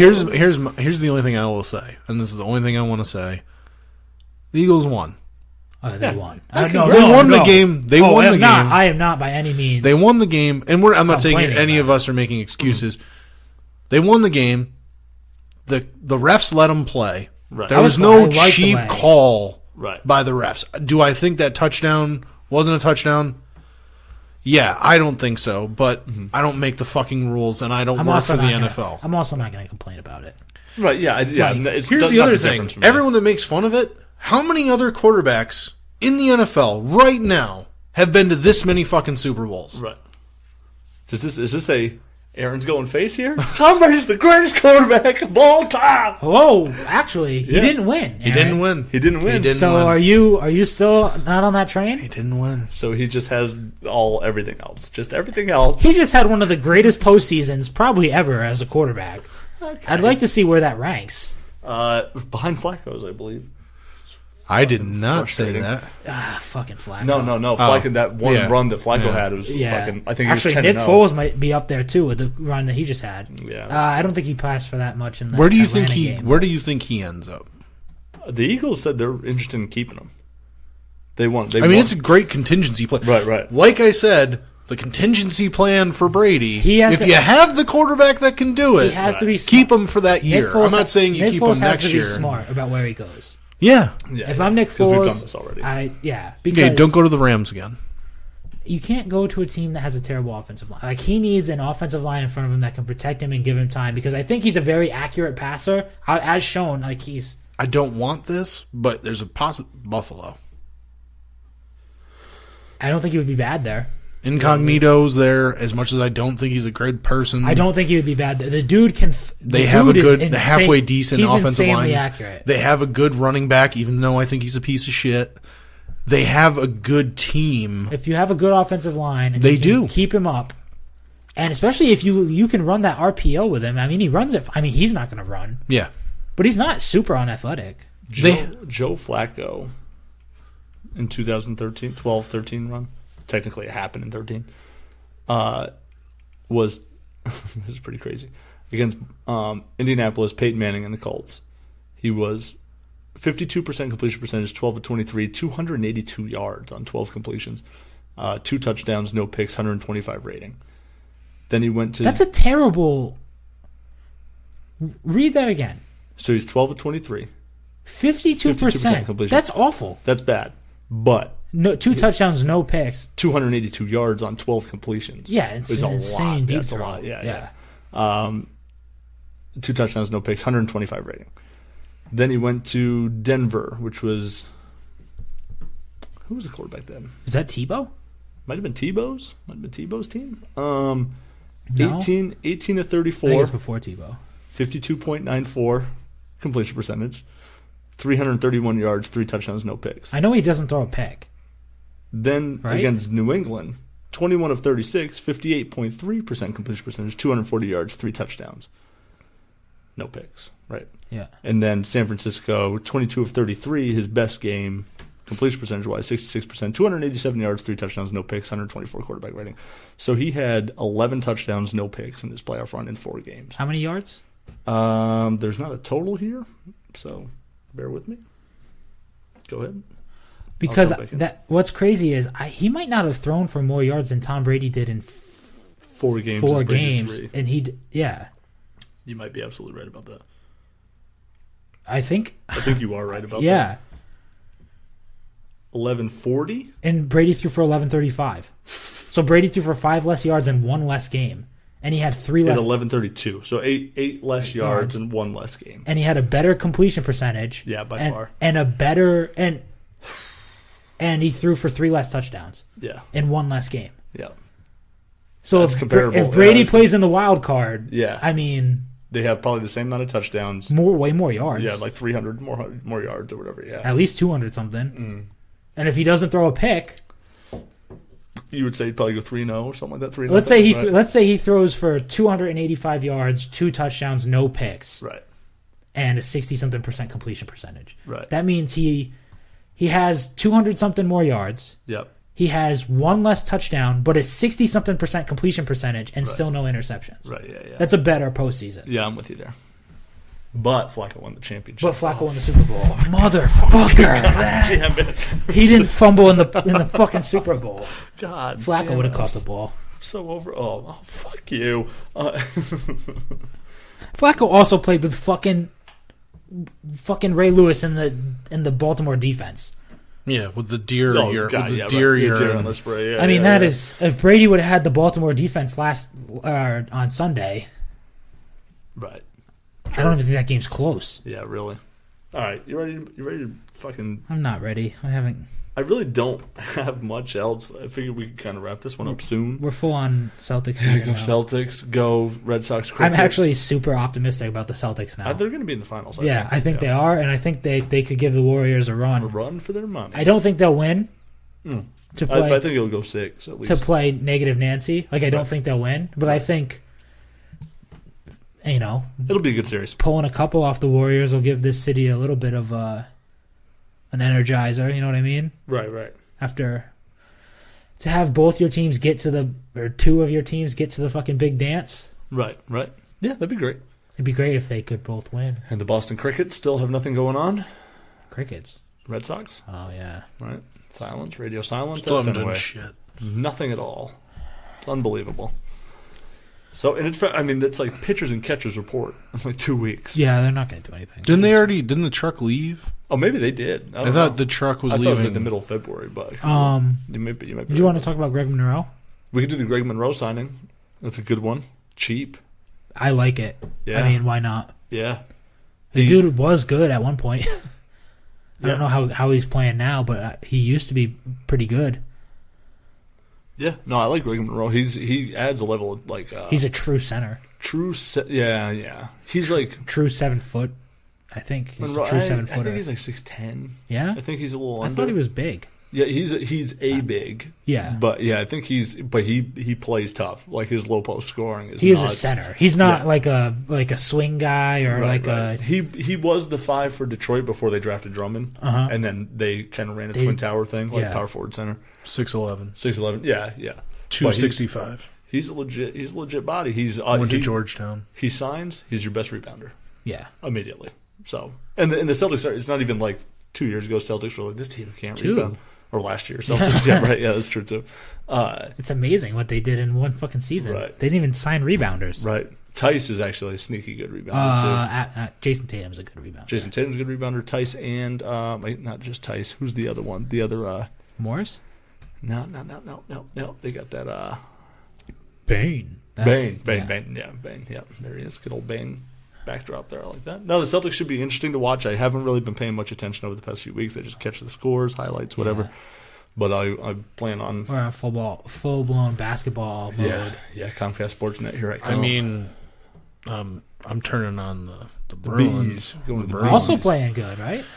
Yeah, it's once again until it gets closer to the playoffs, it's a little bit more. It's kind of like basketball. It's like once you get closer to like the playoffs, and you're like, okay, then now we know where they're seated and this and that. Like it's a little bit more easier to the lack of a better word, understand. Like, hey, this is where we're going to be positioned and who we're going to have to beat to get to the cup. Right. I don't know 100% if they have a cup run in them, but if they can score, Tuca's been so good lately, and I hate it. I hate it because I don't like him, but he's been fucking real good. I have a friend. He's been like on his been on his shoulders. Yes, like he's riding his shoulder blade. He's getting close. I have a friend. She's very she loves Tuukka Rask, and I said to her one day, I was like, you realize he is probably the ugliest motherfucker in the NHL, and she's like, why would that matter? And yes, I agree with you. And I was like, then why do you think he's awesome? And she's like, no. No. She said to me, she's like, I love Tuukka Rask. I'm like, all right, do you love him as a player, or do you love him as you love everything about him? She's like, no, I love everything. I was like, that's wrong. That is wrong. It's like liking Anthony Davis with a fucking caterpillar going across his fucking forehead. That is disgusting. I love everything about Anthony Davis. Oh, I fucking hate that. I fucking hate that. You're so superficial, dude. It's unbelievable. Oh, it's so gross. It's called marketing, Aaron. We're talk about it. Yes. Great marketing. So superficial. I look like I don't know how to use a razor. All right. Unbelievable. Don't come to Boston because we have Gillette. We have Gillette. Come to Boston. We're gonna have to shave that fucking thing Anthony, off. Definitely come to Boston. I support shave the that brow. off. Don't listen to him. I support the shave it brow off. 100%. Definitely come to Boston. If he comes to Boston, shave it off. No, nope. I'm fine with it there. Needs to go.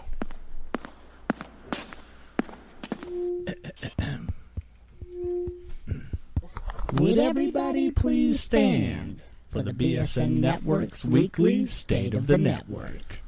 All right, it doesn't work. It doesn't work the same. It doesn't. It's just not. I can't come out. I can't come out of that break for it.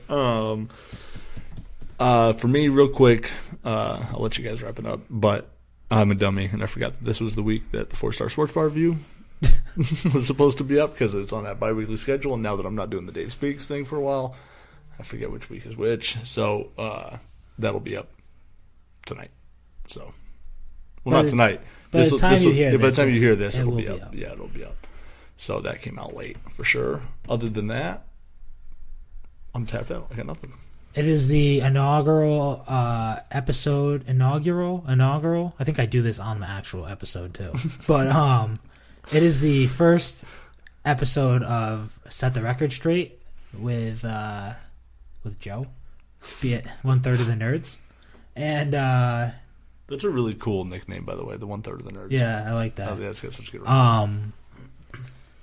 I started an Instagram account for it. It is Record Straight B.S.N, all one word, because I felt like Set the Record Straight was a super long name, and it was already taken.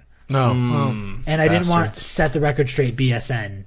Right. I don't want to make it any longer, so it's just Record Straight B.S.N. Did you try it with the line on the bottom in between the words? That's convoluted and dumb. I'm just saying. So it's just Record Straight BSN. The first episode, it will be up by the time you hear this. I went to upload it so that it would be uploaded on time. And Podbean, our back end for podcasts, was just not cooperating. And was down for the day. So I will get that up as soon as possible. And the first episode is on Aaron's favorite artist, Kanye West's College Dropout. So I didn't know how to approach actually doing the podcast. I was just gonna say I'm really interested to hear how the format of this works. Audio quality is the typical Joe's Fantasy Field Goal kind, but I put it's a setting. Yeah, I have clips of the songs from the album, and I just kind of played them over my phone, and they don't sound great because it's picking up in the mic, but I kind of like how it sounds in the backdrop because I can talk while they're playing, and my voice comes across really clear, and you can still hear a beat or something. You can still hear the song in the background. Well, and I don't play like the whole song, so you're not gonna hear the College Dropout the whole time. The right. I just play like the first. Why not let the record play the whole time? Yeah, why not? Yeah. I mean, I could, but I didn't didn't feel like because I feel like it's weird to do an album review and then play a digital version of it on your phone. Well, that was the thing. I didn't know how to approach it. Like, should I record the actual album? I think you should copyright steal it and just fucking hardwire it in. Like, yeah. Just play in the background like you would like in any movie that you've ever seen from like the 70s. I know, just but hanging out. now I feel like because I skip around, like I don't skip around. Yeah, like going song to song and stuff. I'm reviewing it song by song, and I don't want to have to go to the pace of the song.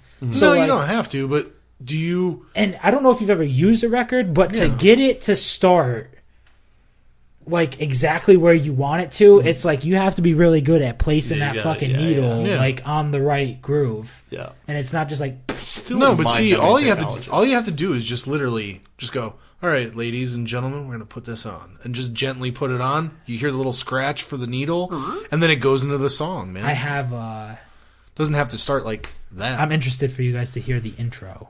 Okay. Yeah, I am too. Because I will listen to the intro, Joe. The intro is kind of simple. Okay. But did you play the intro for me already? I played the instrumental, but I added some stuff. Okay, all right, yeah. Including a very nice kind of record like like the little popping, crackling. Yeah. And some people talking about setting the record straight. Nice. Cool. Did you guys know Billy Ray Cyrus had a album called Set the Record Straight? Really? And no, I didn't know that. I may have pulled a bunch of audio clips from him talking about said album. That power mullet. Yeah. That's what it is, man. I may have pulled a bunch of audio clips of him talking about said album and played them at the beginning of my intro. Oh, that sweet power mullet. I love that. He's got the soccer mom haircut. It's really I did have to listen to a half-hour interview about Billy Ray Cyrus talk about an album I didn't give a fuck about. Yeah. So I'm sorry. That was awful. But yes, that episode will be out as you're listening to this. It's out. So hopefully you enjoy it. Follow the Instagram account so you can see pictures of what the actual vinyl looks like to prove to you that I actually do own the vinyl and I'm not just just listening to the music on my phone iTunes, and then just pretending like I have a vinyl record. What's the color of the vinyl? It's just a regular black vinyl, but the actual like record sleeve is like a maroon with the College Dropout bear on it. Nice. Real quick before we switch topics, Justin Timberlake's album? Orange. Translucent orange. I figured that. And what do you think of it? I haven't listened all the way through it yet. Yeah. I went through it 2 times today. I've listened to snippet, like clicking on the song on iTunes and just like getting a sample of it. Like I have Apple Music, so I can hear the whole song, but I would just like listen as far in as I wanted to and be like, all right, next song. Yeah. And it's different. It seems like a. I not, like the album, but it seems like it doesn't have an identity. It's not what I expected. Yeah. I like all the songs Chris Stapleton was involved in, which is like the Alicia Keys song. Right. Hit the song Chris Stapleton is on. Yeah. And then like the song called like The Hard Stuff or something like that. Yeah, the Hard Stuff, yeah. I like the first single. Filthy. Yeah. Yeah. A lot of the Neptunes produced stuff though, which is like the majority of the album. It's a little odd. It's just a little odd. It's weird. I do like the I get super musical nerd in like my breakdown of like the Kanye album. I talk about like if you listen to like the subtleties of the beat for Through the Wire, it's like this really awesome sped up Shaka Khan sample, but there's also this like extra percussion he throws in there with like these like bongo rolls, and he'll like randomly switch from a snare to a clap for like 2 beats and then switch back. It doesn't make any sense, but when it's added all together, it sounds fucking great. Right, yeah. The one thing I was going to say, like you were saying about how like you kind of jump around. Yeah. I'm a big fan of when I listen to an album, listen to it through. Like does it, not to sound like, oh, it needs to be like a movie, it needs to all. Like, I'm with you. I hate when it's like a fucking Tarantino movie, and I'm like, don't give me. I don't jump around like I jump over the track list. I go through the track list in order. Okay. I just don't play the song in its entirety. So like I'm not like you guys are talking about putting it on in the background, and just letting it play. Yeah. It's more like I play like a snippet of it. Yeah. And then I stop. Yeah, I gotcha. And sometimes I'll talk over the snippet if I'm like trying to point out a certain thing. Yeah. But a lot of times I'll just stop. I'll tell you what, we're just gonna have to fucking listen to it. Just go listen to it. It's but I'm open to changing because it's the first one. Right. So I am open to changing it. And Michael Hawley said give it a year before you change anything. Maybe I will fucking just play it on the record player in the back. Because, I mean, I could. It would be that hard. I definitely think there's some copyright issues with that, but I think you're okay down where you can't really hear everything. I think you're okay if you talk over something. Talk over it. Yeah. Because the main thing is you talking over it. Right, yeah. You know what I mean? Right. You're not you're featuring the album, but you're not it's not the thing. You're not the thing is you talking over it. We'll find out. Kanye will sue us. Yeah. It's true. Be like, hey, listen. I'm not worried. I'm re-emerging your career. I don't think Kanye's going to listen, but if he does, I'll be happy. Well, that'd be dope. I gave it a... and I review... Don't tell the score, man. I'm not going to. Oh, okay, all right. I review albums on a 1 to 40 scale, or 1 to 45. Nice. Because they come on 45. Because a 45 is a kind of record. I fucking love that. And while all the records I have aren't 45s, I just wanted to use that scale. 45s are singles. That's a really cool idea. So, yeah, I use a... We'll say it's a 0 to 45. Yeah. I also just wanted it to be 45 because that's random as fuck. Yeah. Like if you just were for no reason, 0 to 144 or 0 to 45, here we go. I could have made it 0 to 33 and a half, which is what all my LPs are, 33 and a half. Nice. But there you go. No, 45, no, that's awesome. No, yeah, 0 to 45 that's cool. is what the scale is. Oh, real quick loop before I have Aaron wrap this up. We have a new high score 4-star sports bar, by the way. Wait, didn't we just have a new one? The Chicago Sam's. Yeah. Yeah. Did I announce that last week? Yeah, yes. When Chicago Sam's came out. So check that episode out because that is a really good one. Go ahead, Aaron. What do you got? Not last week. I think that was 2 weeks ago. That was 2 weeks ago. When Chicago Sam's episode came out. Yeah. Yeah. Do you have a new episode, or are you just going to repost Chicago Sam's? Just Chicago Sam's. This is so good. Gotta do it twice. Do it twice. The place is so nice. We reviewed it twice. It used to have one of those boxing machines. Yeah. It used to. Remember how that was like the whole shtick with the other place you guys went? Yeah. Well, he says the punch a bag. I shared. He was having a Super Bowl party at Happy Jack's, and I shared it to the 4-star sports bar group. Like, hey guys, go hit this guy's punching bag. Terrible. WECP this week. Yes, sir. We're gonna have Man of Steel Mike Verna. I think that's how you say it. I think, it's something like that. He is a local. Not so much local. I mean, he's making his way around the indies and stuff like that, and he's starting to build a little bit of a name for himself. And dude is jacked, in great shape. Jerry met him and spoke to him and convinced him to come on our show at the most recent, I think it was a Bethany show in Bethany, Connecticut, at the NEW Arena. And he decided he wants to come on the show, man. I'm excited to talk to him, see what he's been up to and what he's. A phone call interview? Yes, this is gonna be a phone call interview. He's making sure he wasn't live in studio. Last week or last episode was live in studio. Yeah. We had the whole Cool in the Gang here.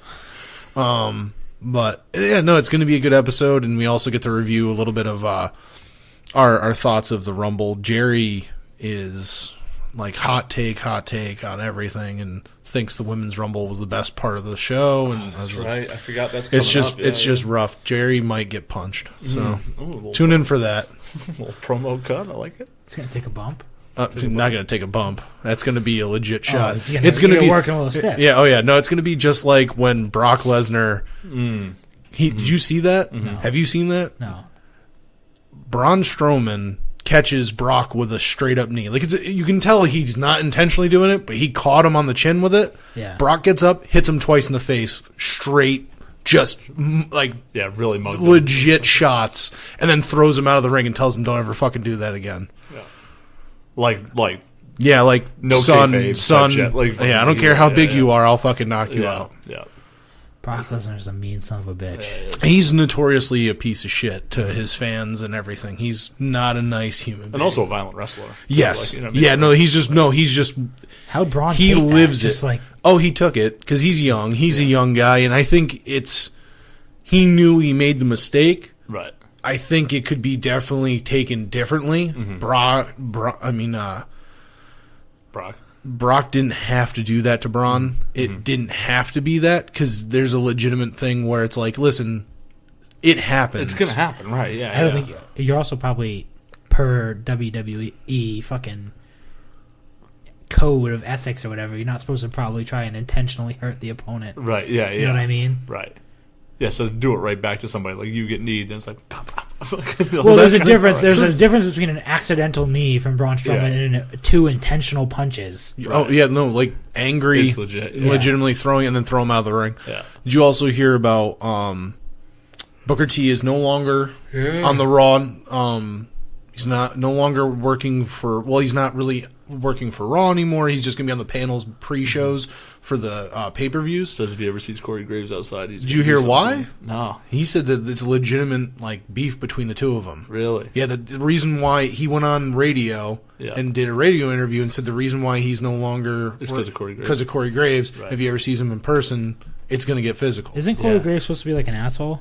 Isn't that what his character is? He's supposed to be on TV, like and I don't know if he is in person. I haven't heard much behind the scenes of him. I know he had does that show, that tattooed show, and he seems all right. He seems all right, but I know he had serious issues with Enzo. There's guys outside of the ring. WWE 2K game, the dude that books matches. That's what I thought. That's what I thought. Is he supposed to be based on Corey Graves? It Because looks if he just is, like him.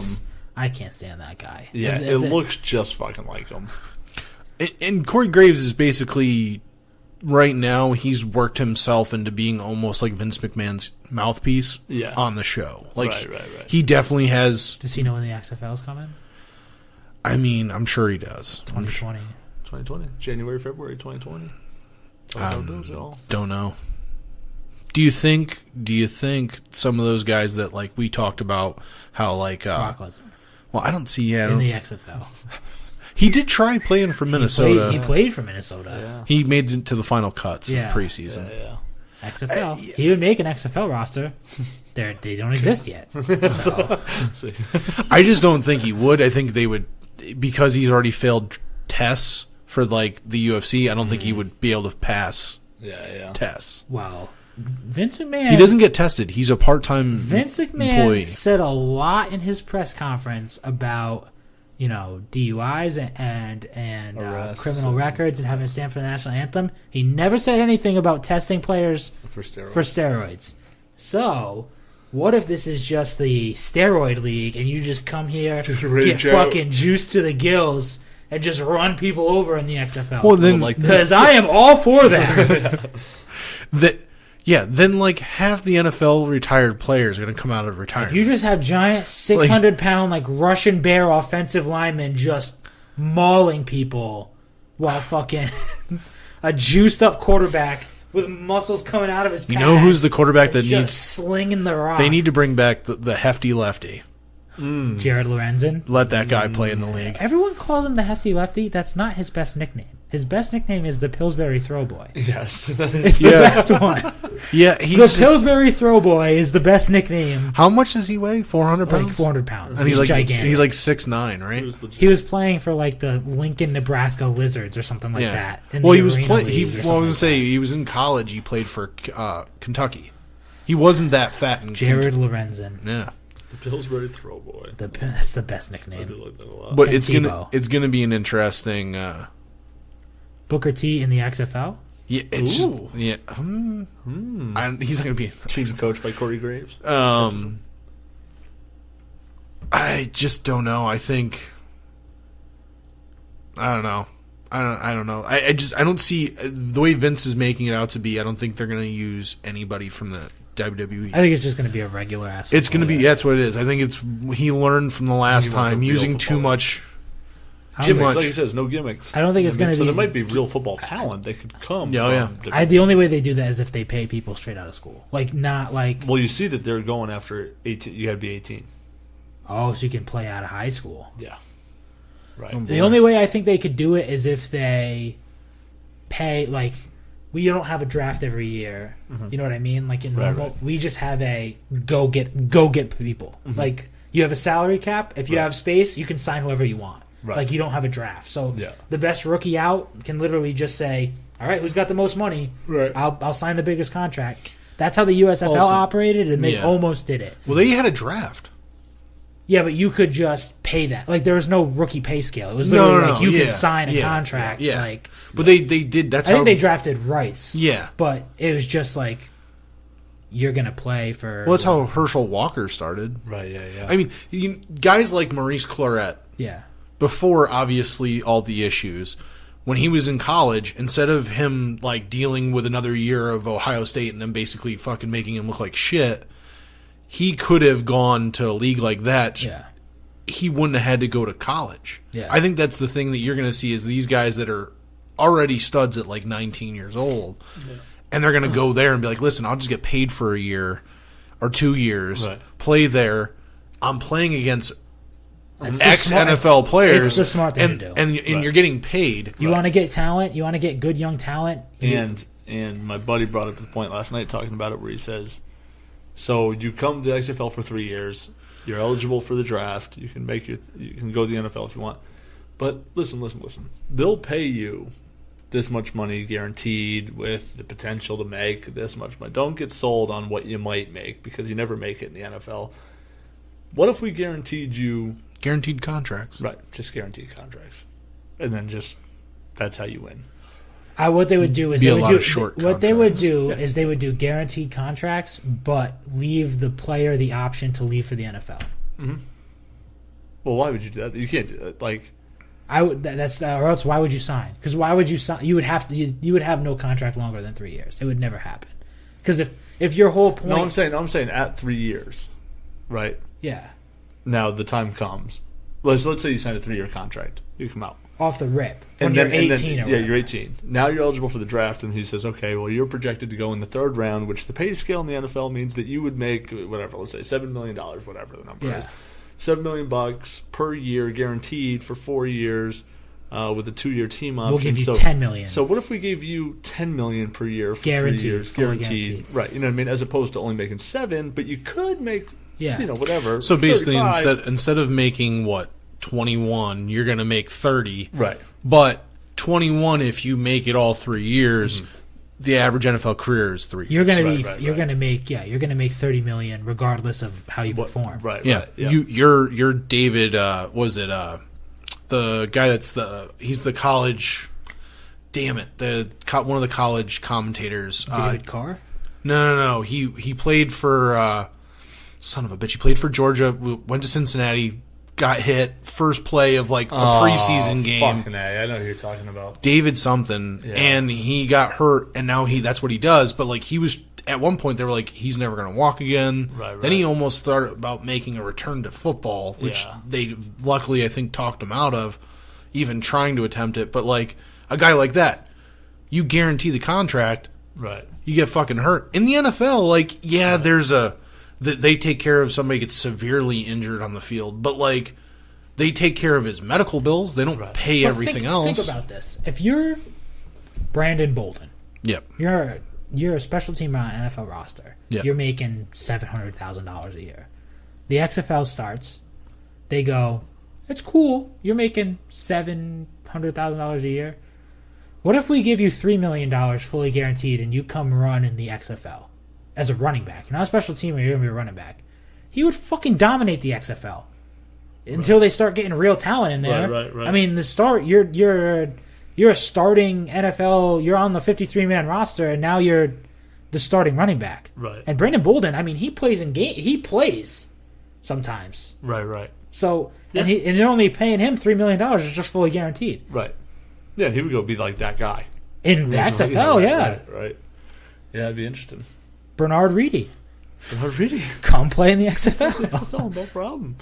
Bernard Reedy. Yeah, he was a November 22nd pickup. Yeah, see, those are the kind of guys who I wouldn't be surprised if they end up in the XFL, especially if they guaranteed contracts. Yeah, I'm with you there. I think that's going to be the major key. And, if you want to really, really be competitive without competing against the NFL, but you just want to be like NFL then XFL. The two smart things to do is try and poach like lower roster guys from the NFL with a slightly higher guaranteed contracts, and accepting kids straight out of high school. Yeah. Which, I mean, might look terrible on the field because, I mean, they're not polished at all, but you will get that's the best way to try and get young talent through the door and then hold on to them. Right.